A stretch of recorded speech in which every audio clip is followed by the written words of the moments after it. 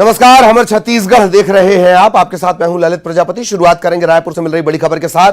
अब युवाओं के साथ सीधा संवाद करेंगे मुख्यमंत्री भूपेश बघेल।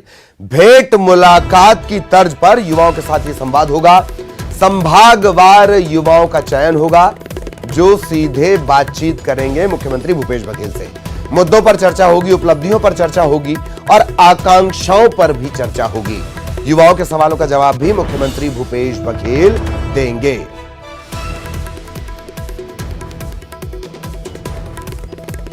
युवाओं के साथ सीधा संवाद करेंगे मुख्यमंत्री भूपेश बघेल।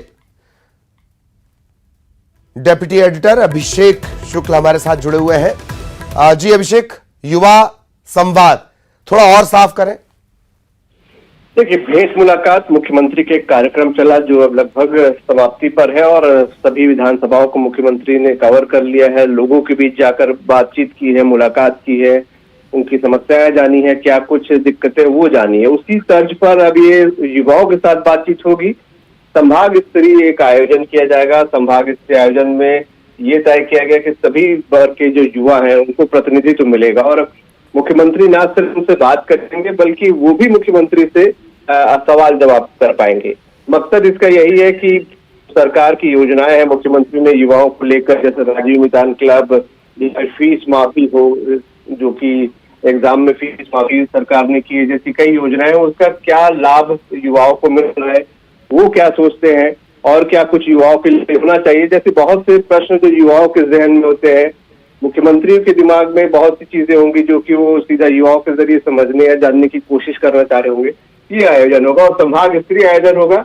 मकसद युवाओं से डायरेक्ट कनेक्ट करना और सरकार चाह रही कि युवाओं के जो अनुभव है उसका लाभ बाकी लोगों को भी मिले, इसलिए ये संवाद का कार्यक्रम तय किया गया है।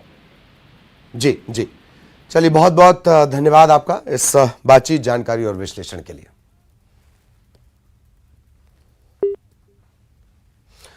अगली खबर रायपुर से, जहां मितानिनों के मानदेय में बढ़ोतरी की गई है। मुख्यमंत्री भूपेश बघेल के निर्देश पर यह बड़ा फैसला लिया गया। लोक स्वास्थ्य परिवार कल्याण विभाग ने इसका आदेश जारी कर दिया है। सीएमओ ने ट्वीट कर मानदेय बढ़ोतरी की जानकारी दी है। मितानिनों को प्रोत्साहन राशि के साथ अब मानदेय भी मिलेगा। मितानिनों के मानदेय में 2200 रुपए प्रति माह की बढ़ोतरी की गई है और 1 अप्रैल 2023 से मानदेय, बढ़ा हुआ मानदेय लागू होगा।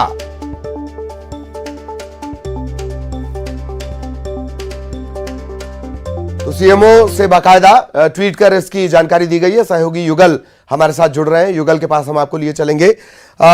युगल, चुनावी साल में बड़ा फैसला, मितानिनों का मानदेय 2200 रुपए बढ़ाया गया और खास बात और अच्छी बात कि अप्रैल से ही इसे लागू माना जाएगा। जी देखिए ललित, लंबे समय से जो प्रदेश भर के जो मितानिन थे वो मांगों को लेकर के प्रदर्शन भी किए थे और मुख्यमंत्री भूपेश बघेल के निर्देश के बाद अब इस पर अमल शुरू हो गया है और 2200 रुपये जो मानदेय है उसकी राशि बढ़ कर के अब मिलेगी। हजारों ऐसे मितानिन हैं जो ग्रामीण अंचलों में काम करती हैं, सरकार की योजनाओं को क्रियान्वयन के साथ साथ लोगों को हेल्थ से जुड़ी हुई तमाम सुविधाओं को गांव-गांव तक पहुंचाती हैं और ये उनकी मांग थी और यही वजह है कि राज्य सरकार ने उनकी मांगों को तरजीह दी और अब 2200 रुपये बढ़कर उन्हें मानदेय मिलेगा। तो उनके लिए एक अच्छी खबर है, राहत भरी खबर है ये कही जा सकती है। परिवार कल्याण एवं स्वास्थ्य विभाग ने इस आदेश को अब अमल कर दिया है क्योंकि मुख्यमंत्री भूपेश बघेल ने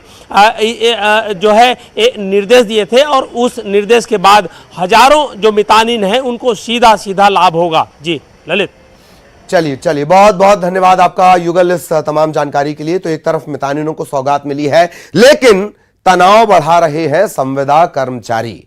रायपुर से बड़ी खबर आपको बता दें, संविदा कर्मचारियों ने ऐलान किया है कि 17 जुलाई को जेल भरो आंदोलन होगा। 3 जुलाई से अपनी अलग अलग मांगों को लेकर लगातार संविदा कर्मचारी हड़ताल पर हैं। संख्या की बात कर ली जाए तो ये हैं अलग अलग विभागों के तकरीबन 45,000 संविदा कर्मचारी और अब ये करने वाले हैं जेल भरो आंदोलन।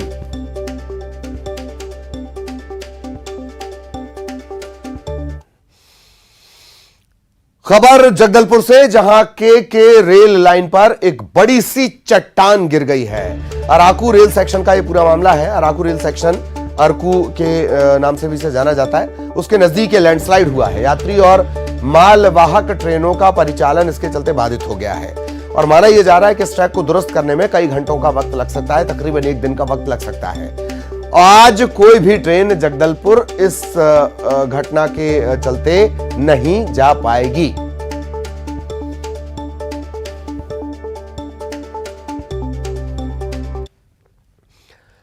और एक बार फिर रेल के मुसाफिर मुसीबत में पड़ने वाले हैं, दिक्कतें बढ़ने वाली हैं। 17, 19 और 20 जुलाई को कई ट्रेन रद्द रहेंगी। दुर्ग में दरअसल आरओबी का काम चल रहा है, आरओबी रेलवे ओवर ब्रिज। तो 17, 19 और 20 जुलाई को कई ट्रेन रद्द रहेंगी। 9 पैसेंजर ट्रेन रद्द कर दी गई हैं। 8 एक्सप्रेस ट्रेन देरी से इनका परिचालन हो पाएगा, देरी से चलेंगी, कई घंटों की देरी से। गोंदिया बरौनी एक्सप्रेस ट्रेन जो है दूसरे रास्ते से चलेगी, डाइवर्टेड रूट से चलेगी।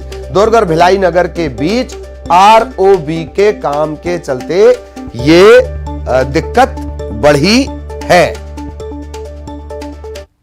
सहयोगी मिथिलेश हमारे साथ जुड़ रहे हैं। मिथिलेश के पास हम आपको लिए चलेंगे। मिथिलेश, 3 दिन फिर ट्रेन बंद, विस्तार से जानकारी दें।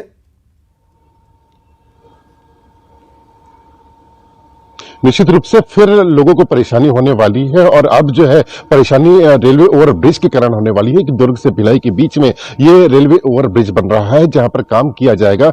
17 और 19 को काम किया जाएगा, तो लेकिन जो 19 को काम होगा उसका असर जो है वो 20 तारीख को भी पड़ेगा और जो 17 को काम होगा उसका असर 18 को भी पड़ेगा। तो इस तरह से करीब 9 ट्रेनें जो है वो रद्द की गई हैं और उसके अलावा जो 8 ट्रेनें हैं उनको काफी देरी से चलाया जाएगा क्योंकि काम के कारण जो है वो देरी होगी। तो ऐसे में जो यात्री हैं उनको परेशानियों का सामना करना पड़ सकता है। जो 9 ट्रेनें रद्द हो रही हैं उसमें खासतौर पर जो लोकल ट्रेन है उनको रद्द किया गया है। जिस तरह से दुर्ग से लेकर रायपुर से लेकर आने वाली दुर्ग है, इसी तरह से जो डोंगरगढ़ तक जाने वाली है रायपुर डोंगरगढ़ उसको भी रद्द किया गया है। टाटा नगर पैसेंजर है उसको भी रद्द किया गया है। इसी तरह से जो बड़ी दूरी की गाड़ी है जो पुरी से लेकर अहमदाबाद तक चलती है और पुरी से लेकर जो शिरडी तक चलती है, ऐसी जो ट्रेनें हैं मुंबई हावड़ा ट्रेन है उनको भी जो देरी से रवाना किया जाएगा। तो निसंदेह जो बड़ी लंबी यात्रा कर रहे हैं उनको परेशानियों का सामना करना पड़ेगा और जो छोटी यात्रा करते हैं जिनका रोज आना जाना होता है खासतौर पर पैसेंजर और जो लोकल ट्रेन है उनको रद्द किए जाने से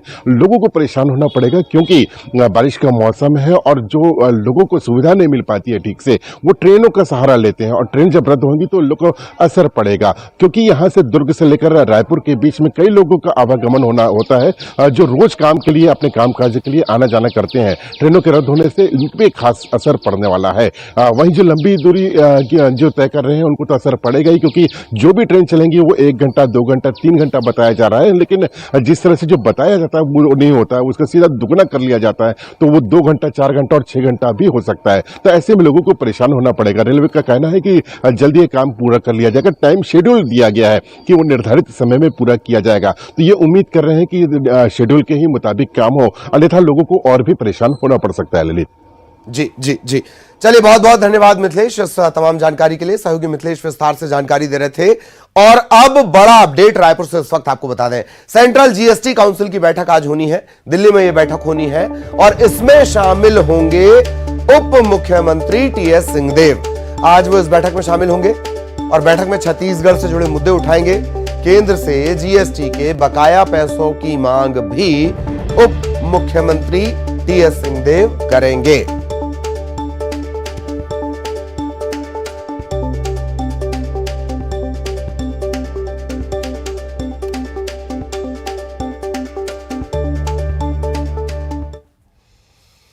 बात मौसम की, छत्तीसगढ़ के कई जिलों में होगी झमाझम बारिश। रायपुर समेत कई जिलों में बादल छाए रहेंगे, दिन भर बादल छाए रहेंगे। मॉनसून सिस्टम एक्टिव होने के चलते बारिश लगातार जारी रहेगी। बस्तर संभाग में भारी बारिश का अनुमान है। इसके अलावा दूसरे संभागों में भी बारिश को लेकर अनुमान जारी किया गया है। और इधर बस्तर में झमाझम बारिश का सिलसिला जारी है। हालांकि बस्तर में अब तक अच्छी बारिश नहीं हुई थी, लेकिन अब जब बारिश का सिलसिला शुरू हो चुका है तो किसानों के चेहरे खिल गए हैं।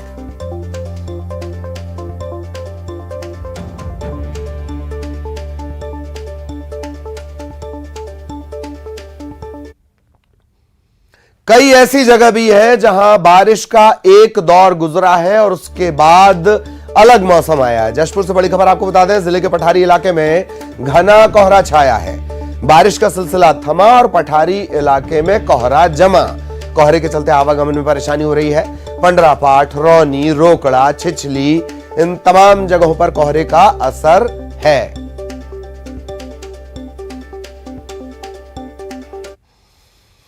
और अब जगदलपुर से बड़ी खबर, गांजा तस्कर पर बस्तर पुलिस ने बड़ी कार्रवाई की है। 111 किलोग्राम गांजे के साथ एक तस्कर को गिरफ्तार किया गया। उत्तर प्रदेश के चंदौली का यह रहने वाला है। गाड़ी में एक सीक्रेट चैम्बर बनाया गया था और इसके जरिए यह तस्करी हो रही थी। भानपुरी थाना क्षेत्र का यह पूरा मामला है। गाड़ी में सीक्रेट चैम्बर बनाकर गांजे की तस्करी की जा रही थी। यूपी का यह रहने वाला है। 111 किलो गांजे के साथ इसे गिरफ्तार किया गया। उत्तर प्रदेश के चंदौली का यह तस्कर रहने वाला है।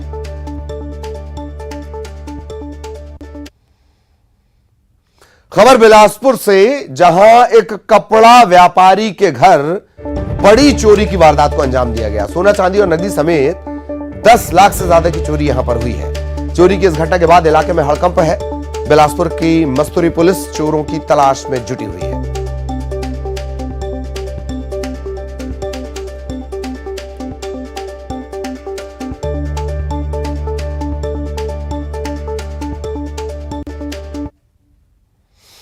खबर अंबिकापुर से, जहां क्रेडिट कार्ड बंद करने के नाम पर ठगी का मामला सामने आया है। खुद को बैंक का कर्मचारी बताकर 5,99,000 की ठगी की वारदात को अंजाम दिया गया।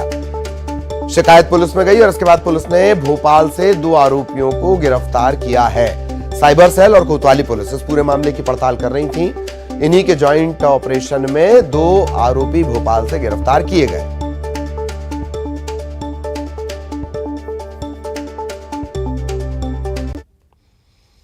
और अब अंबिकापुर से बड़ी खबर, मैनपाट में हाथियों का उत्पात, एक मकान को क्षतिग्रस्त कर दिया है।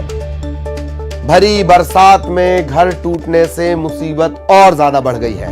मैनपाट से सटे इलाके में महीनों से हाथी मौजूद है। मैनपाट के बरिमा मजूर तराई गांव का ये पूरा मामला है। बड़ी खबर रायगढ़ से, जिले की 5 खाद दुकानों को नोटिस जारी किया गया। खाद की कालाबाजारी की शिकायत मिली थी। इसके बाद जिला कृषि विभाग ने नोटिस जारी किया है। खेती किसानी के साथ खाद की मांग बढ़ गई है, इन्हें नोटिस जारी किया गया है।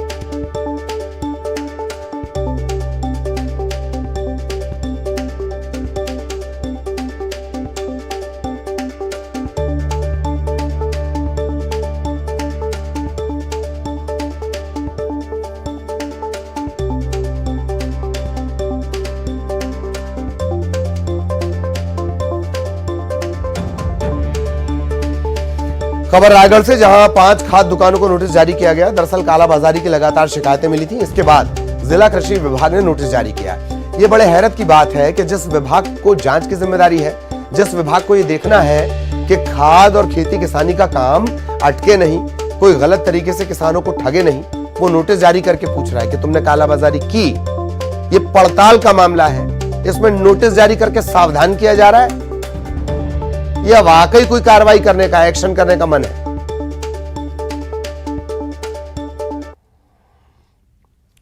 कोरबा से बड़ी खबर, पत्नी पर जानलेवा हमला करने के बाद खुदकुशी। अस्पताल पहुंचने से पहले पत्नी की भी मौत हो गई। आरोपी पति ने फांसी लगाकर जान दे दी। ठनठनी गांव का यह पूरा मामला है। उर्गा पुलिस इसकी पड़ताल में जुटी हुई है। एक साथ 2 मौत, गांव में मातम पसरा है।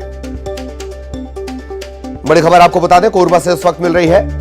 पत्नी पर जानलेवा हमला करने के बाद पति ने खुदकुशी कर ली और अस्पताल पहुंचने से पहले पत्नी की भी जान चली गई। आरोपी पति ने फांसी लगाकर जान दे दी। 2 लोगों की मौत हो गई।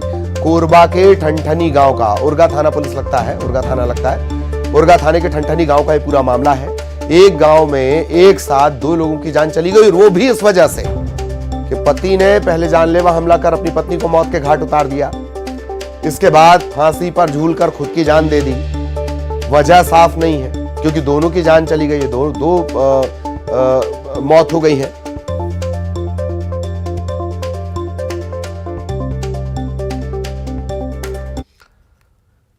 बड़ी खबर गरियाबंद से। धर्मांतरण के खिलाफ सर्व समाज ने जिला बंद बुलाया है। व्यापारियों ने इस बंद का समर्थन किया है।